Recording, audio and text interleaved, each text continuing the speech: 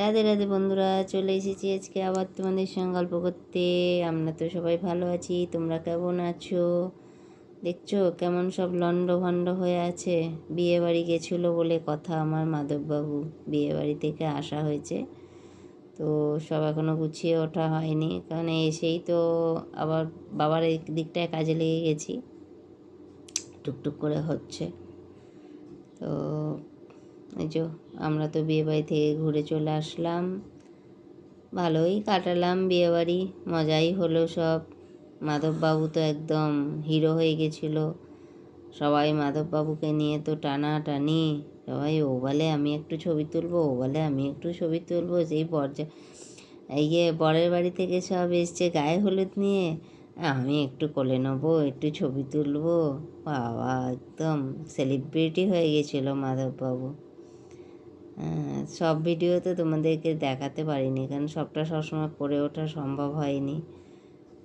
গ্রাম বলে কথা, আর মানুষের অনেকে এই ওই তাই, তারপরে বিয়ের কাজেও একটু করে ব্যস্ত ছিলাম, ওই জন্য আর সবসময় ভিডিও করা হয়নি। যেটুকু হয়েছে ওইটুকুই দেখিয়েছি তোমাদেরকে। আসার সময় খুব বৃষ্টি পড়ছিল, অনেক সকাল সকাল উঠেছি, দিয়ে 6টার বাসটা ধরেছি। আসার সময় আবার বাবু বাসে এসেছেন, দিয়ে আর ভিডিওগুলো করা হয়নি। টোটোতে উঠে ভিডিওটুকু তাও একটুখানি করেছিলাম, কিন্তু ওইটুকু দিয়ে আর কি করবো, ওই জন্য আর দিইনি। এই আমাদের চান হয়ে গেল, এবার সাজুগুজু করবো। আর গরম পড়ে গেছে, একদম বেশি সাজানো হবে না। হাড় পাড় আমরাই পরতে পারছি না, সব গলা টলা এসব গিজগিজ করছে, যার কারণে আজ খুব হালকার ওপরে শুদ্ধ হালকা প্যান্জামা পরিয়ে, উপর তো ওই যেটা গলার হারটা পরেই আছে, আর এক্সট্রা হার কিচ্ছু পরাবো না। আবার শিবরাত্রি আছে, ভেবেছিলাম শিবরাত্রিতে একটু স্পেশাল কিছু করব, তো সে আর তো এখনও হয়ে উঠলো না, জানি না, বুঝতে পারছি না কী হবে না হবে। দেখা যাক, যদি করতে পারি তো নেক্সট ব্লগে দেখাই হবে তোমাদের সঙ্গে। এই ওয়েদারগুলো একদম ভালো না, ওয়েদারেতে সব খুব ঠান্ডা লেগে যাচ্ছে।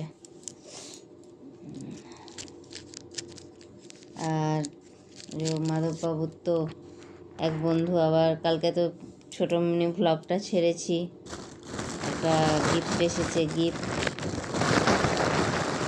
তো আবারও মাধববাবু আস্তে আস্তে, এবার মাধববাবুও সেলিব্রিটি হয়ে যাচ্ছে, আমরা তো আর হতে পারলাম না। তোমাদের সঙ্গে গল্প করতে করতে মোটামুটি ওদেরও সব চান, জামা কাপড় পরা, সব রেডি।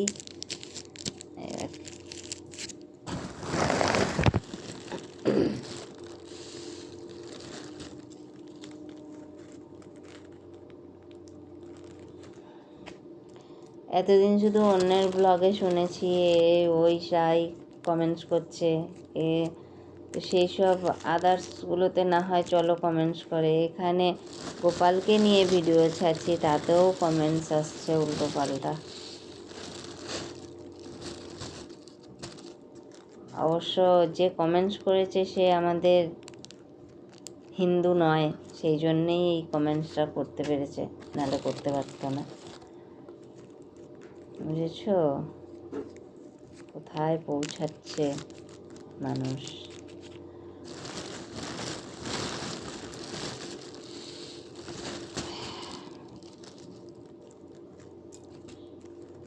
আমার বৌদি আবার দেখছি সকালবেলা এদেরকেও সব ওপরে তুলে দিয়েছে, ঠিক আছে, তুলে দিয়েছে যখন সব এক জায়গাতেই থাকুক। জায়গাটা ছোট বলে একটু প্রবলেম হয়, কিন্তু কিছু করার নেই। এই এখন যতদিন না আমার মাধববাবু আবার নিজের জায়গায় নিজে ঠাকুর ঘর, যেটা সেরকম বড় সড়ো একটা ঘর না তৈরি করে নিতে পারছে, ততদিন এখন এখানেই থাকতে হবে, ওর মধ্যেই অ্যাডজাস্ট করে নিতে হবে, আর কি করা যাবে। দেখ,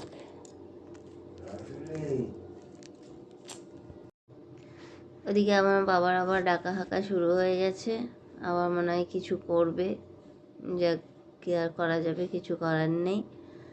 তো ওই আমার বাবুদেরকে তাড়াতাড়ি খাইয়ে দিয়ে চলে যায়, কারণ দাদার আবার ডিউটি আছে, ও বেরিয়ে যাবে।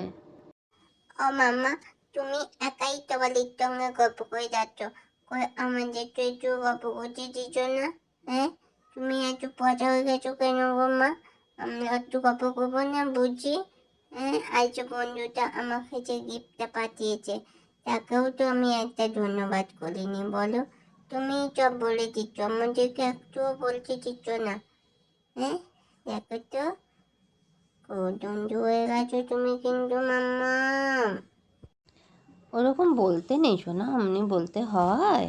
হ্যাঁ, আমি তো এমনি একটু বলেছিলাম। ঠিক আছে, আবার পরের ব্লগে দেখা হবে।